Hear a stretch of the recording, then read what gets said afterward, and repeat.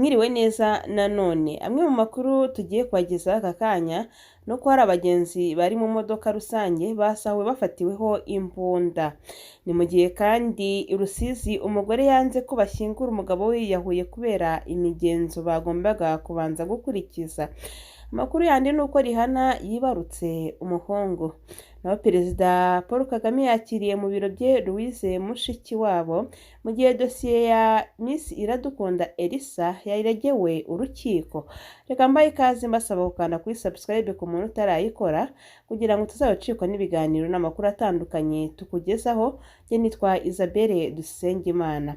Polisi yo mu gihugu cya Uganda yemeje ko abantu 65 bari mu modoka rusange batezwe n'igico cy'abantu bitwaje intwaro babasahura ibintu byose bari bafite babafatiyeho imbunda.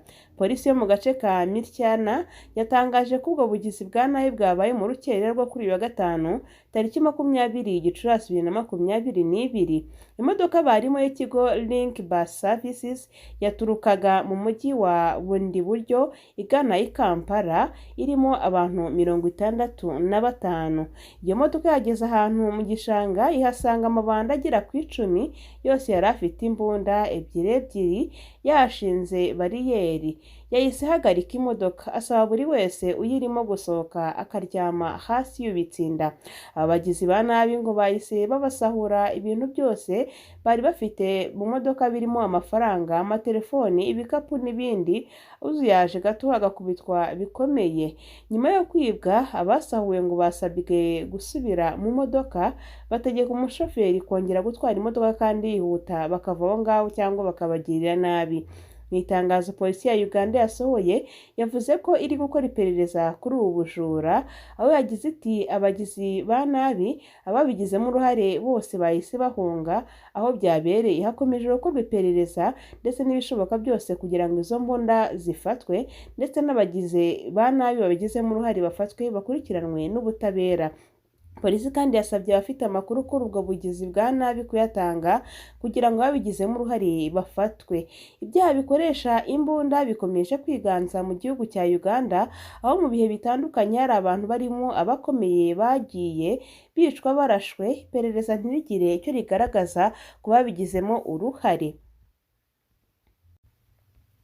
Umugore wo mu murenge wa Kamembe mu karere ka Rusizi mu ntara y'Uburengerazuba aherutse gupfusha umugabo we yiyahuye. Yanze ko bamushyingura hataraboneka umugozi yimanitseho ngo bakamushyingurana nawe kuko ngo ariko bisanzwe bigenda mu mugenzo wabo. Umugabo witwa Ngarambe Janvier yapfuye kuwa kabiri w'iki cyumweru hari tariki 17 Gicurasi ubwo umugore we yatahaga agasanga umugabo we yapfuye yimanitse mu mugozi. Umurambo wa nyakwigendera icyo gihe wahise ujyanwa mu bitaro bya Gihundwe kugira ngo ukorerwe isuzuma rya nyuma.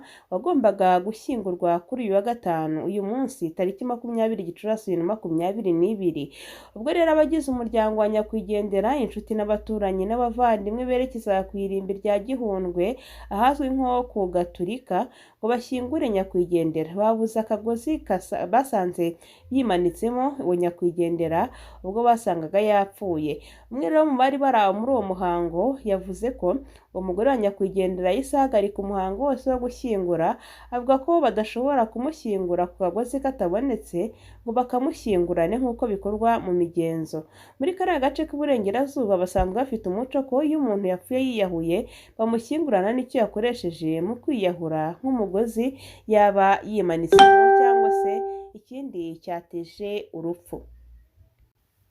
Naho ubushinjacyaha bw'u Rwanda bwashyikirije urukiko rw'ibanze rwa Kicukiro dosiye ikubiyemo ibirego Miss Iradukunda Elisa na Noteri Uwitonze Nasira bakurikiranyweho. Ku ya 19 Gicurasi 2022 nibwo dosiye y'abaregwa yashyikirijwe urukiko rw'ibanze rwa Kicukiro. Uru rubanza ruzaburanwa ku wa kabiri tariki 24 Gicurasi 2022. Mu byaha aba bombi bakurikiranyweho harimo icyo gutanga ubuhamya bw'ibinyoma.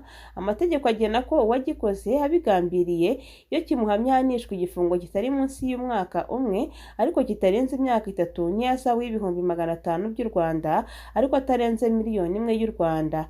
Ikindi cyaha bakurikiranyweho ni ukoshya abitabajwe mu nzego z'ubutabera, naho iyo umuntu ahamijwe icyo cyaha n'urukiko ahanishwa igifungo kitari munsi y'umwaka umwe ariko kitarenze imyaka 2 n'ihazabu itari munsi y'ibihumbi 500 ariko kitarenze miliyoni. Miss Iradukunda Elsa na Noteri Uwitonze Nasira bakurikiranyweho icyaha cyo guhindura inyandiko cyangwa gukoresha inyandiko mpimbano. Iki cyaha kiramutse kibahamye bahanishwa igifungo kitari munsi y'imyaka 5 ariko kitarenze imyaka 7 n'ihazabu y'amafaranga atari munsi ya miliyoni 3 ariko ntarenge miliyoni 5 z'amafaranga y'u Rwanda, cyangwa se kimwe muri ibyo bihano nk'uko ikinyamakuru Igihe cyabitangaje. Mu makuru y'imyidagaduro, Rihanna wari umaze igihe atwite yibarutse umwana w'imfura y'umuhungu.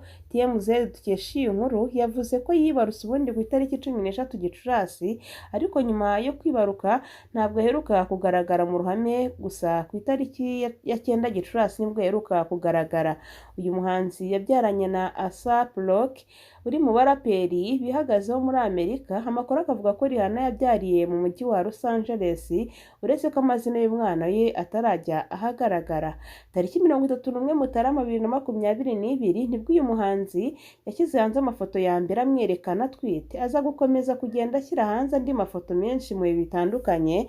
Urukundo rwa Rihanna n'uyu A$AP Rocky rwatangiye kunugwanurwa mu mpera za 2020. Muri Gicurasi 2021 uyu mugabo yabwiye ibinyamakuru ko Rihanna ari urukundo rw'ubuzima bwe. Icyo gihe ntabwo yigeze aruvugaho byinshi ariko yagize ati niwe wenyine.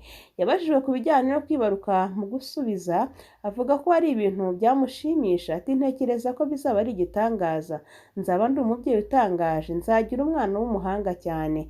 A$AP na Rihanna bari barakunze kugirana ubucuti bwiganjemo kandi mu itangazamakuru guhera muri 2013.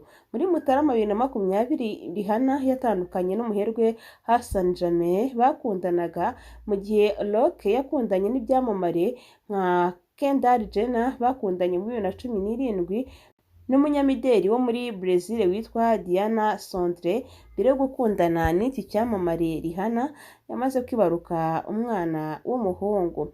Nyasoreze mu Rwanda ho Perezida w'u Rwanda Paul Kagame kuri iki gicamunsi cyo kuwa gatanu yakiriye mu biro bye umunyamabanga mukuru wa Francophonie Louise Mushikiwabo n'itsinda ayoboye, aho bari mu ruzinduko rw'akazi mu Rwanda.